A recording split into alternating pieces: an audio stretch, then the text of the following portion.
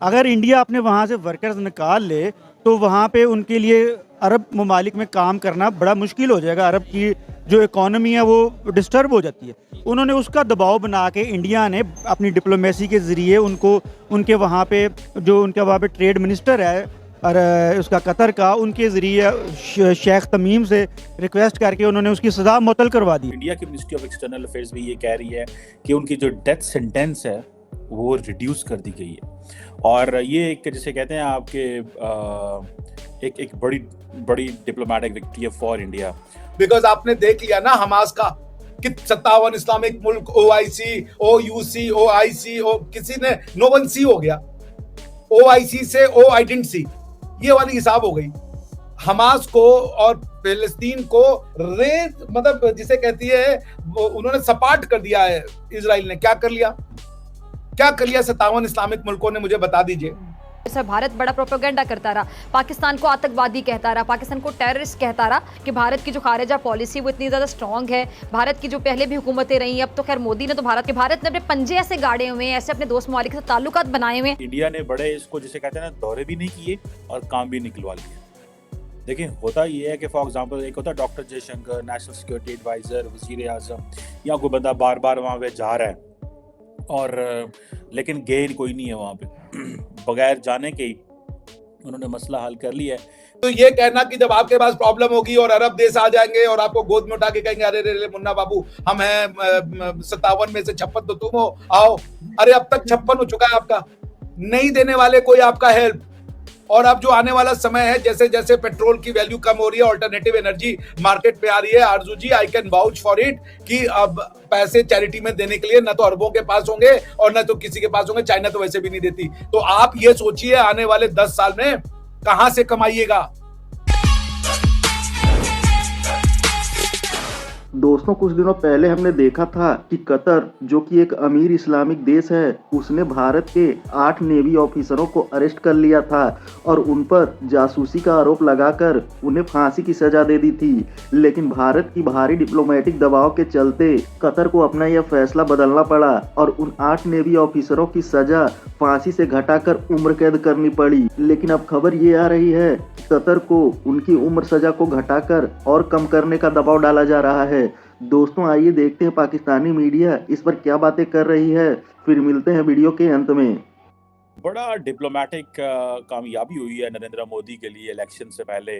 Basically मैं इस time को इलेक्शन सीजन कहता हूँ और वो ये है कि जो 8 इंडियन नेवल ऑफिशियल्स थे जो रिटायर्ड थे बेसिकली, उनको आपको याद होगा कि जो कतर की कोर्ट है उन्होंने कतर ने अरेस्ट किया था एक केस, इन्होंने केस ऑफ एस्पिनॉज। और अब सुनने में आया है कि जो इंडिया की मिनिस्ट्री ऑफ एक्सटर्नल अफेयर्स भी ये कह रही है कि उनकी जो डेथ सेंटेंस है वो रिड्यूस कर दी गई है। और ये एक जिसे कहते हैं आपके एक बड़ी बड़ी डिप्लोमेटिक विक्ट्री है फॉर इंडिया। अभी सुनने में आ रहा है कि डिटेल कोर्ट ऑर्डर भी आ जाएगा और ये एक समझें कि बहुत बड़ा रिलीफ मिला है। और इसकी बहुत सारी इसको बड़े सारे एंगल से देखा जा सकता है। इसके ऊपर हमने पहले भी बात की और बहुत सारे लोगों का ये कहना था, including my own view was, कि ये लॉजिकल कंक्लूजन तक नहीं पहुंचेगा। उसकी वजह ये है कि कतरीज जो हैं they do have some sort of जिसे कहते हैं कि इंगेजमेंट थी उनकी इंडिया के साथ। फॉर एग्जांपल नूरपुर शर्मा का इशू हुआ तो कतर ने सबसे पहले इंडिया पे एक टफ लाइन ली थी, आपको याद होगा। मिडल ईस्टर्न ममालिक के अंदर कतर छोटा सा मुल्क है but it has a lot of influence. फिर उसके बाद अगर आप देखें कि जैसे जैसे मामला चलते रहे तो कतर ने ये इस मामले में भी टफ लाइन ली।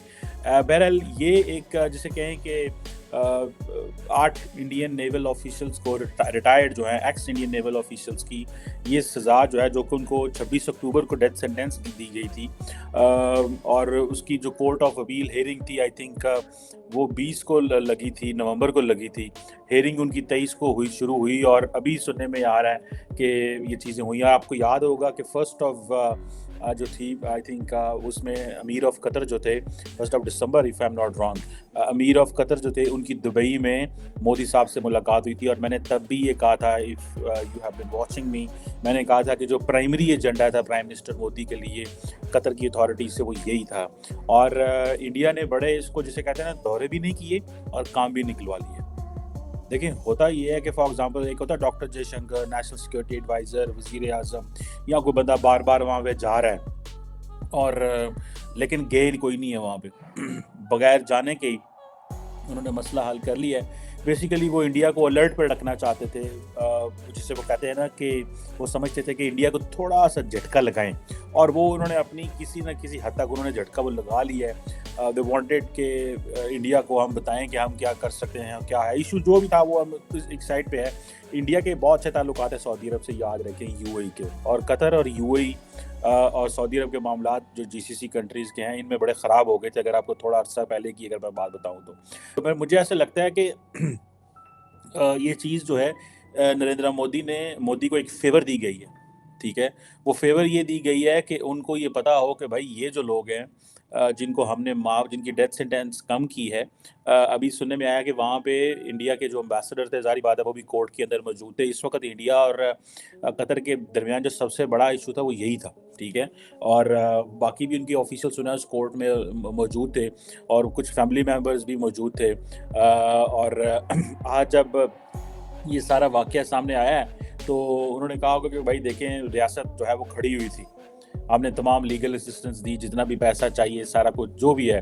अब ये जो क्वेश्चन है, ये इसका नाम था दारा ग्लोबल केस जिसमें ये सेंटेंस हुई थी।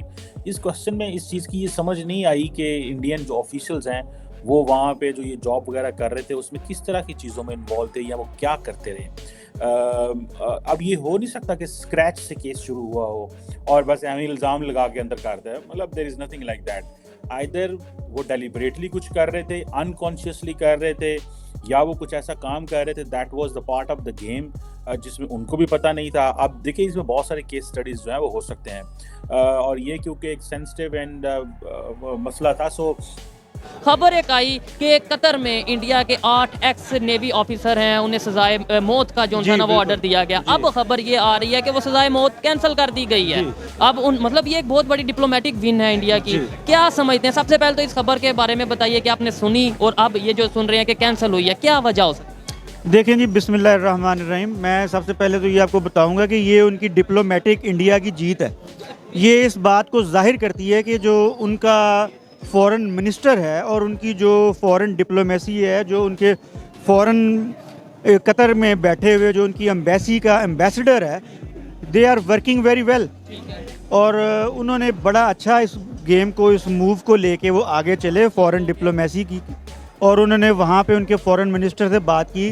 कतर के अमीर जो हैं शेख तमीम जो हैं उनसे उन्होंने बात की और उन्होंने एक अच्छा दबाव बढ़ाया, क्योंकि इंडिया की ट्रेड आपको पता है कि बहुत ज़्यादा जो है मिडल ईस्ट के साथ है और इंडिया के बहुत सारे वर्कर्स जो हैं वो मिडल ईस्ट में काम करते हैं। अगर इंडिया अपने वहाँ से वर्कर्स निकाल ले तो वहाँ पे उनके लिए अरब ममालिक में काम करना बड़ा मुश्किल हो जाएगा। अरब की जो इकॉनमी है वो डिस्टर्ब हो जाती है। उन्होंने उसका दबाव बना के इंडिया ने अपनी डिप्लोमेसी के ज़रिए उनको उनके वहाँ पे जो उनके वहाँ पे ट्रेड मिनिस्टर है और उसका कतर का, उनके ज़रिए शेख तमीम से रिक्वेस्ट करके उन्होंने उसकी सज़ा मुअत्तल करवा दी। ये एक अच्छी डिप्लोमेसी है उनकी। दोस्तों, कतर एक ऐसा देश है जिसके पास जितना पैसा है उतना ही वो आतंकवाद को सपोर्ट करता है। कतर का न्यूज चैनल अल जजीरा आतंकवाद को सपोर्ट करने के लिए जाना जाता है। वहीं भारत के साथ उसके रिश्ते कुछ ज्यादा अच्छे नहीं है, लेकिन कतर को छोड़ दिया जाए तो बाकी खाड़ी देशों और अरब देशों के साथ भारत के रिश्ते काफी मजबूत हैं। कतर उन 8 नेवी ऑफिसरों को अरेस्ट करने से पहले यह भूल गया था कि कतर का जो भी इंफ्रास्ट्रक्चर खड़ा हुआ है वो सब कहीं न कहीं भारतीयों की वजह से ही बना है। कतर ने पिछले साल फीफा वर्ल्ड कप का आयोजन किया और उस वर्ल्ड कप के लिए सारे इंफ्रास्ट्रक्चर भारतीय मजदूरों और भारतीय कंपनियों ने ही खड़े किए हैं। भारतीयों की प्रेजेंस खाड़ी देशों में इतनी ज्यादा है कि अगर भारतीय वहां से निकल आए तो उनकी इकोनॉमी भरभरा कर गिर जाएगी। यही सब सोचकर कतर ने यह फैसला लिया है कि उन 8 नेवी ऑफिसरों की सजा फांसी से घटाकर उम्र कैद की जानी चाहिए। लेकिन भारत का इतना ज्यादा दबाव है कि उस उम्र कैद की सजा को घटाकर 1-2 साल की सजा करने की बात की जा रही है। दोस्तों, इससे पहले हमने देखा था कि कतर ने नूपुर शर्मा के मामले में भी काफी हो हल्ला मचाया था और भारत के उत्पादों का बायकॉट करने की बात की जा रही थी, लेकिन कतर ऐसा न कर सका। अगर कतर हर नॉन इस्लामिक चीज को बायकॉट करने लगे तो उसके मुल्क में ऐसा कुछ बचेगा ही नहीं जो काफिरों ने न बनाई हो। दोस्तों, वीडियो में अंत तक बने रहने के लिए धन्यवाद। मिलते हैं अगले वीडियो में।